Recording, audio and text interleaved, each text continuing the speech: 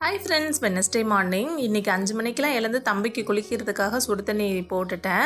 அதுக்கப்புறமா இன்றைக்கி சிம்பிளான லஞ்ச் தானே, கொஞ்சம் ஒரு 1/2 அன் தூங்கி எழுந்திரிக்கலாமேன்னு போய் படுத்தேன். நல்லாவே தூங்கிட்டேன் போல். அப்புறம் எழுந்ததுமே சின்ன தம்பி ரூமுக்கு தான் போய் பார்த்தேன். தம்பிக்கு டியூஷன் இருந்தது, அதனால் கிளம்பிட்டாங்க போல இருக்கு. அப்புறம் கால் பண்ணி கேட்டேன், எழுப்பியிருக்கலாம்ல மோ அப்படின்னு சொல்கிறேன்.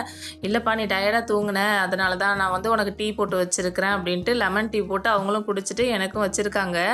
அப்புறம் நான் கிச்சனுக்கு டீ குடிச்சிட்டு அதுக்கப்புறமா நான் சமைக்க ஸ்டார்ட் பண்ணிட்டேன். நைட்டு பாப்பா தூங்குறதுக்கே ரொம்ப லேட் ஆகிடுச்சு. ஒரு 12:30க்கு அப்புறம் தான் தூங்கவே ஆரம்பித்தாங்க. அதனால தான் என்னால் காலையில் எந்திரிக்க முடியல, தூங்கிட்டேன். தம்பிங்களுக்கு இன்றைக்கி லஞ்ச் பாக்ஸ்க்கு புதினா சாதம் தான் பண்ணியிருந்தேன். பிரியாணி ஸ்டைலில் கொண்டைக்கடலை போட்டு பண்ணியிருந்தேன். இதோட டேஸ்ட்டு ரொம்பவே சூப்பராக இருக்கும். நம்ம கூடவே உருளைக்கிழங்கு போட்டு பண்ணாலுமே டேஸ்ட்டு ரொம்ப நல்லாயிருக்கும். அப்புறம் காலிஃப்ளவர் 65 பண்ணியிருந்தேன். முட்டை பாயில் பண்ணிவிட்டு ஆனியன் ரைத்தா பண்ணியிருந்தேன்.